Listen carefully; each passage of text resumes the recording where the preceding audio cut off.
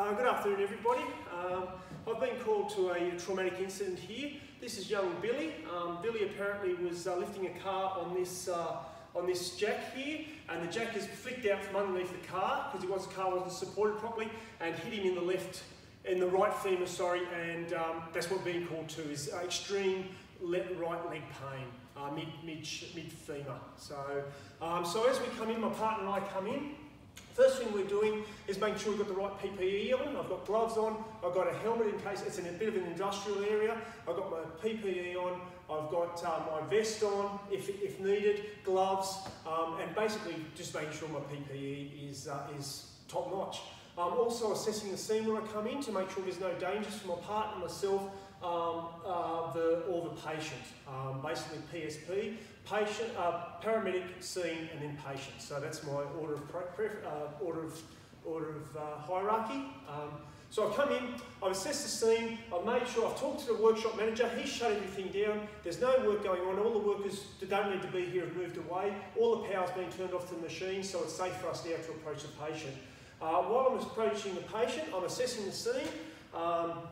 I'm basically getting a general overview of the patient and of the scene. If need to, I'm asking my patient to give an ethane report, exact location, type of incident, hazards, access to and from the scene, number of patients on scene, and emergency services already on scene or required.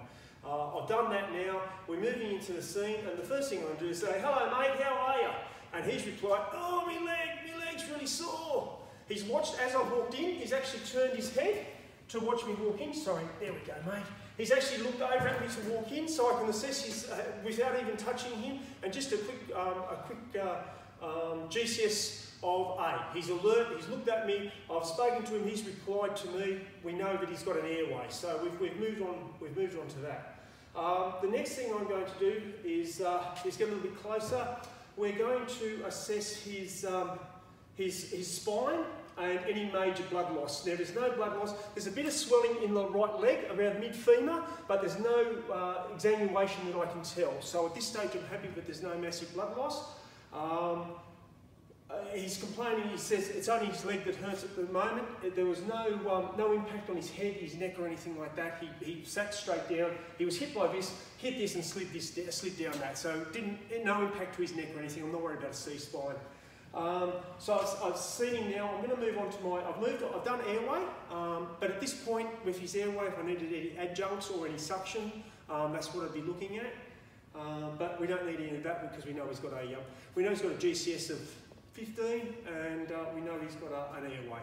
I'm going to assess his breathing now. So I'm looking at his rate, his rhythm, and any effort that's required in labour breathing. He is slightly tachypneic, sitting in about the 30 mark, but he's in a lot of pain. He's continually complaining about the pain in this right femur. So that's this stage. I'm just putting that down to his pain in his leg. But I'm going to assess his chest. I'd get my stethoscope out, listen. 4 points on his chest to make sure that the equal air entry on both sides, which there is, and there's no subcutaneous emphysema, JVD, jugular vein distension, or anything like that. So I'm pretty happy that his breathing is under control at the moment. My partner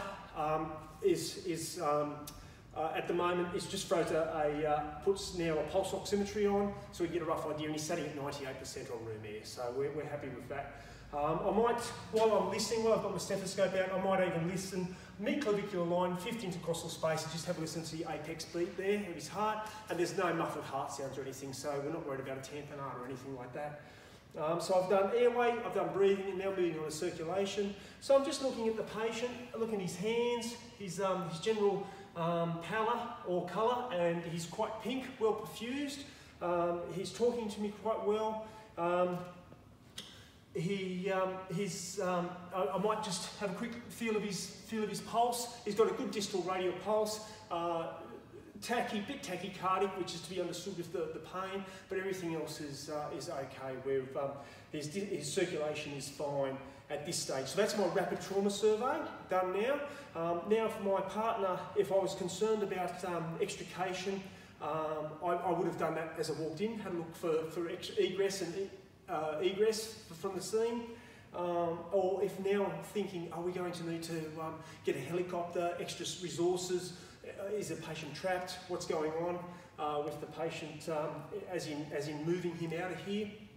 But at this stage, we're pretty satisfied that everything we need is on scene. The 2 paramedics, and there's a few people here that can help us. Also, our local T1 hospital, which has an orthopaedic surgeon, is only 15 minutes down the road. So we're quite happy just to run it the way we are. So now I've done airway, breathing, circulation, and I've also looked at transport options. I will go now on to disability, so I'll check his GCS. G'day mate, can you tell me what day it is? Oh, my leg, it's really hurt. No, mate, but if you can just tell me what day it is. So he tells me what day it is, he's orientated to time and place, he's responding to me, and he's conscious and orientated, so I'm going to give him a GCS 15 at the moment. So disability, it is a warm day today. That's why he's not wearing any shirt while he's at work, which is a bit of an OH&S issue, but anyway. So I would cut off what I needed to cut off. With that leg now, I'm going to cut those pants off and look at just have a good look at the wound, the wound or the injury site. I'm also doing my decap ballistic, deformity, contusions, abrasions, punctures, penetrations, burns, lacerations, swelling, tenderness. Crepitus or I for whatever I stands for. So that would also be doing that. I use the old school, which is STD cal, which is STD call. So swelling, tenderness, deformity, contusions, abrasions, and lacerations. Checking him all over for those. We do have a obvious swelling and deformity to this leg. To the right femur, he can't move his right leg. Checking for a pulse. We've got a good distal pulse to the injury. I'm now thinking about pain relief, offering him pain relief, finding out his ample history, allergies, medications, previous medical history, last meal, events leading up to the injury, and then we would look at doing a set of OBS on the patient. So. 4-lead ECG, 4-lead, putting the monitor on, blood pressure, pulse oximetry, BGL, checking his pupils, equal and reacting, and just basically just making sure all his obs are within the frame, proper between the flags, so to speak. Pain relief, and then we'd be looking at splinting that leg. Make sure there's nothing else going on, no other injuries that we can identify, and if that's the case, load and go. Basically, this would be a bit of a stay and play. He's not in any serious danger at the moment. We can lose some blood from a fractured femur, but not as bad as a pelvis or anything like that. And obviously, a pelvis would be something we'd be assessing as well. But this is a bit of a stay and play rather than a load and go case, and that's it in a nutshell. Rabbit Trauma Survey. Thank you.